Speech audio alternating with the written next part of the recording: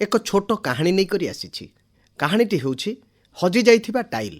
ଆମେରିକାର ଗୋଟେ ବଡ଼ ସହରରେ ଜଣେ ପ୍ରତିଷ୍ଠିତ ହୋଟେଲ ମାଲିକ ହୋଟେଲରେ ରହୁଥିବା ପର୍ଯ୍ୟଟକମାନଙ୍କ ପାଇଁ ଖୁବ୍ ସୁନ୍ଦର ଏବଂ ଆକର୍ଷଣୀୟ ସୁଇମିଂ ପୁଲ୍ ତିଆରି କରିବା ପାଇଁ ସ୍ଥିର କଲେ।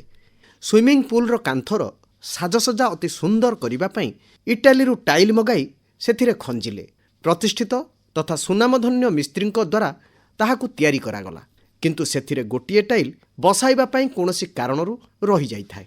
ଯିଏ ବି ସେଠାକୁ ଯାଉଥିଲା ଏ ସୁନ୍ଦର ଟାଇଲ୍ ଉପରକୁ ତାର ଦୃଷ୍ଟି ଟାଣି ହୋଇ ପଡ଼ୁଥାଏ ଆଉ ସୁଇମିଂ ପୁଲ୍ର ସୁନ୍ଦରତାରେ ମୁଗ୍ଧ ହୋଇଯିବାକୁ ବାଧ୍ୟ ହେଉଥିଲା। ବହୁ ଧ୍ୟାନର ସହ ଟାଇଲ୍ର ସାଜସଜ୍ଜାକୁ ଦେଖି ପ୍ରଶଂସା କରିଚାଲିଥାନ୍ତି ପର୍ଯ୍ୟଟକ।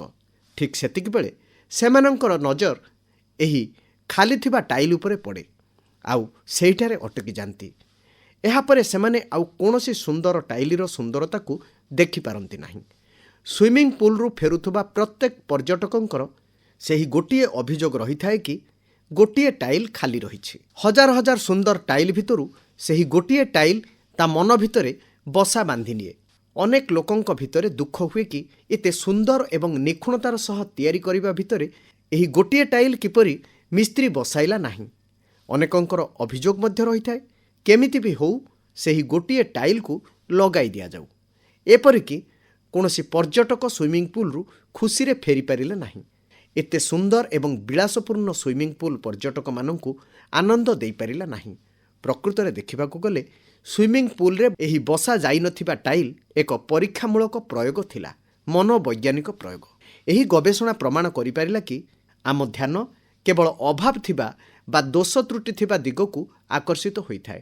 ଯେତେ ବି ଭଲ ହେଉନା କାହିଁକି, ଯେଉଁଠାରେ କିଛି ଦୋଷ ବା ଭୁଲ ରହିଛି ଆମର ଦୃଷ୍ଟିଭଙ୍ଗୀ ସେହିଠାରେ ହିଁ ଅଟକିଯାଏ।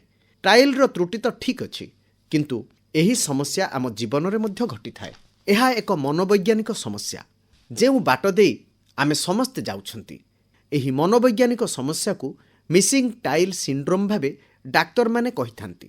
ଅର୍ଥାତ୍ ଆମେ ସେହି କଥା ଉପରେ ଗୁରୁତ୍ୱ ଦେଇଥାନ୍ତି ଯାହା ଆମ ଜୀବନରେ ଅଭାବ ରହିଛି। ଏହା ଆଗକୁ ଆମର ସମସ୍ତ ଖୁସିକୁ ଆମ ପାଖରୁ ଦୂରେଇ ଦେବାର କାରଣ ପାଲଟିଥାଏ।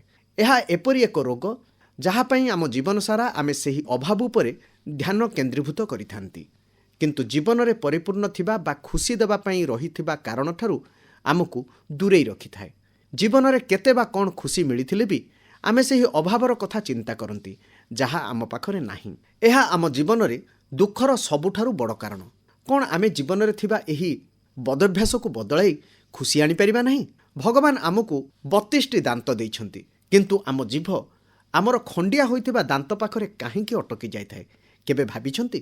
ଘରେ ଆପଣଙ୍କ ଧ୍ୟାନ ସେହି ଭଙ୍ଗା ଆସବାବ ପତ୍ର ଉପରେ କାହିଁକି ପଡ଼ିଥାଏ, ଯାହାକୁ ତା ସ୍ଥାନରୁ ହଟାଇ ଦିଆଯାଇଥାଏ? ଯଦି କୌଣସି ବାପା ମାଆଙ୍କର ଜଣେ ପୁଅ ବିଦେଶରେ ରହନ୍ତି, ତେବେ ମା ବାପା ତାରି କଥା କାହିଁକି ଅଧିକା ଚିନ୍ତା କରିଥାନ୍ତି, କିନ୍ତୁ ଅନ୍ୟ ସନ୍ତାନମାନଙ୍କ କଥା ସେତିକି ଭାବନ୍ତି ନାହିଁ ଯେଉଁମାନେ ତାଙ୍କ ପାଖରେ ରହି ତାଙ୍କର ସେବା କରୁଛନ୍ତି। ଏହିପରି ଅନେକ ଉଦାହରଣ ଆପଣ ଦେଖିଥିବେ। ଆମ ଜୀବନରେ ଥିବା ସେହି ଗୋଟିଏ ଛୋଟିଆ ଅଭାବ ପାଇଁ ଆମେ ସାରା ଜୀବନ ଦୁଃଖରେ ରହିଆସନ୍ତି।